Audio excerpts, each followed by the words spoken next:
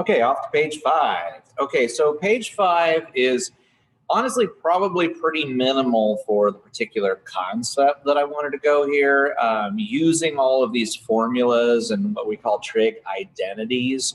In one of the previous videos, we talked about sine squared plus cosine squared equals 1. Those are pretty significant identities, but we have a lot of other identities that we developed. So keep in mind that we have all these sum and difference identities that we talked about. There's a big laundry list of the sum and difference identities. There's the double angle identities. That's the ability to take a couple of things that you do know or something that you do know and then push that forward into like creating new knowledge of things that we don't know. In other words, taking something like a pi over 3 and a pi over 4 and using that information to talk about pi over 12 angles with a common denominator, or taking something like with a half angle identity and knowing something about pi over 4 and being able to talk about pi over 8. In looking at my review, I really wish I had a pi over 12 in there and a pi over 8 just to demonstrate that. So I might throw that in there in part of the video just to remind us how to do that, because obviously that could and in fact should show up on your final exam. So let's start off right here. So I know that it says the cotangent is a positive angle. Now, it doesn't immediately tell me what quadrant it goes in, but right here it does. Because keep in mind that pi is right here. 3 pi over 2 is right here. So it's telling me this angle alpha is between those two. So it's literally saying, please draw the triangle in the third quadrant. Now, what's a little bit deceptive about that is the definition of cotangent is not opposite over adjacent, but adjacent over opposite. And so, I wrote that down, but there's something really wrong about that, because we should know that anything that goes to the left or down should be negative.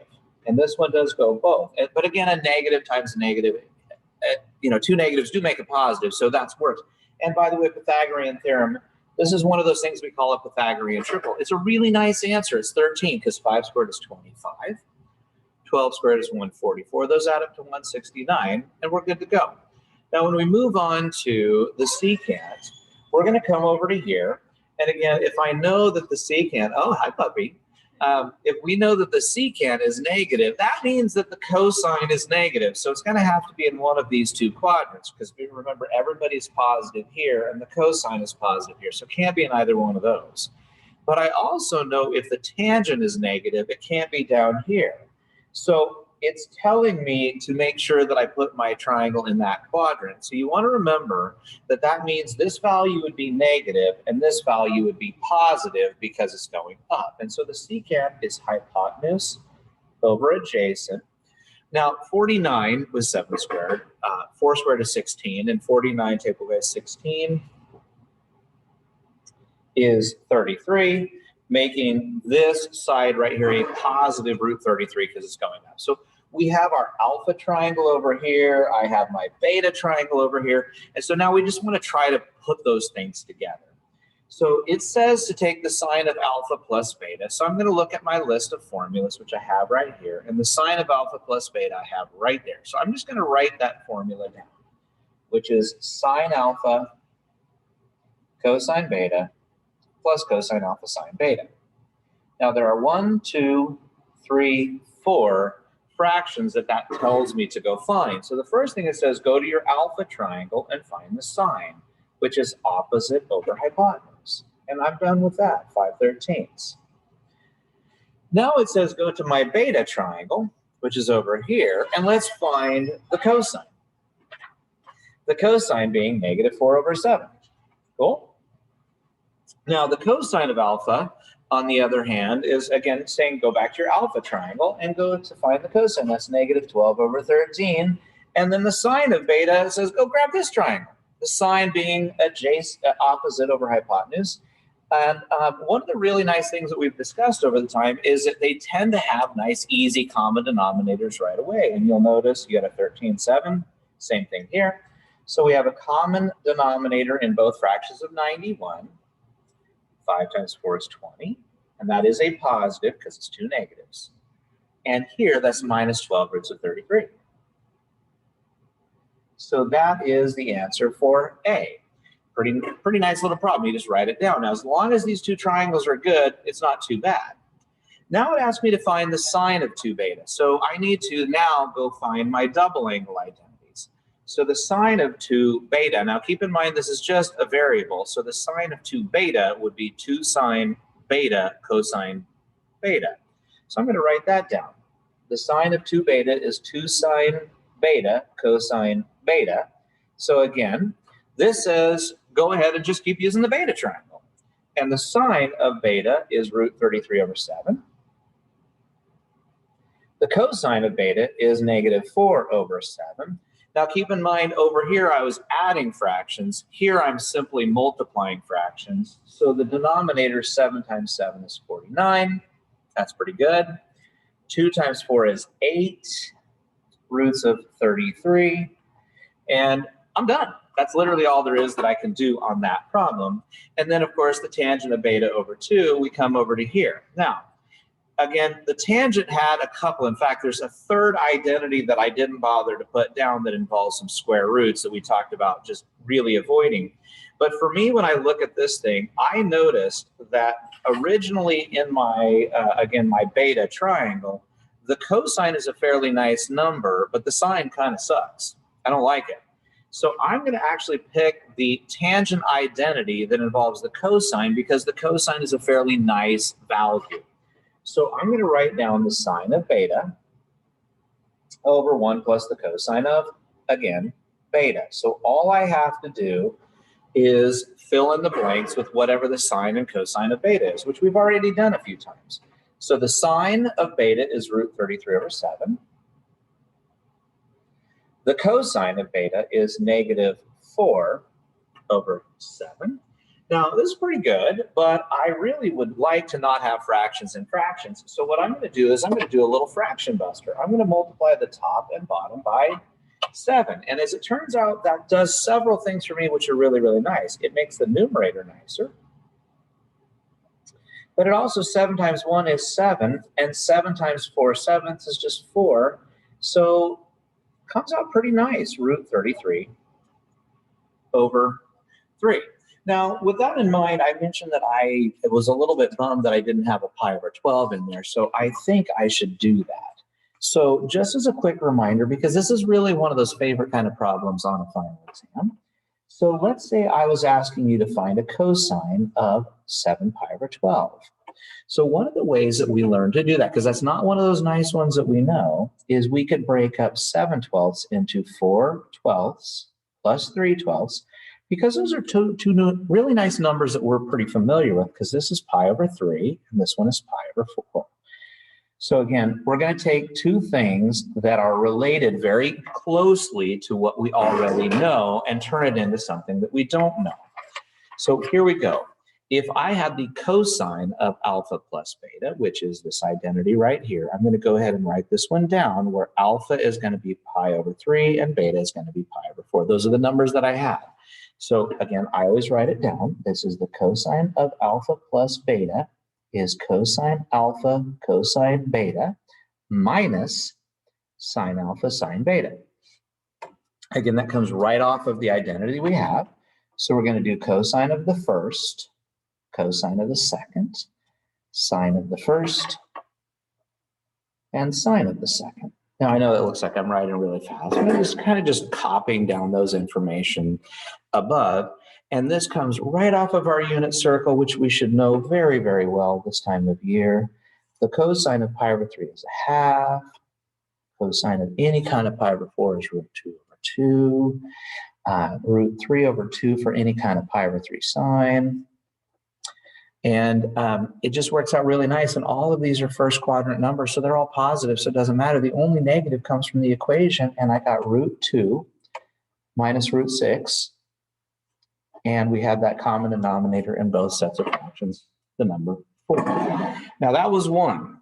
The other one that I mentioned in there that I would like to make sure that I address is what happens if we're looking at, say, something like the cosine of 7 pi over 8.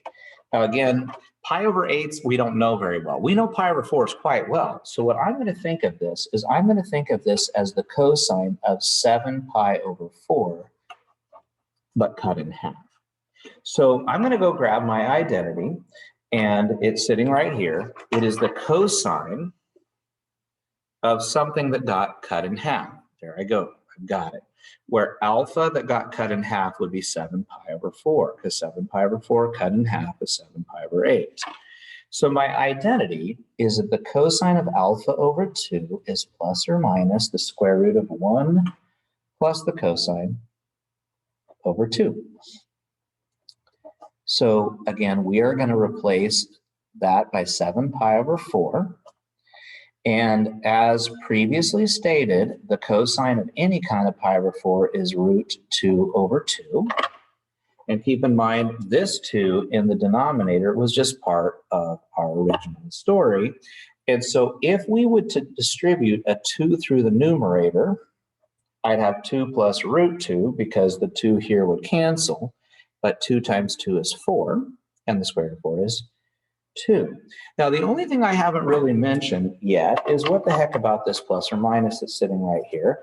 And it's been a minute since we did that, but you should know that 7 pi over 8 is almost 8 pi over 8. It's all the way over here, almost all the way to 180 degrees. 8 pi over 8 is in the second quadrant. And I know something. I know that in the second quadrant, because it is clearly over there, that second quadrant has a cosine that is negative. So that plus or minus doesn't mean both. It literally means pick the one that is appropriate for that story.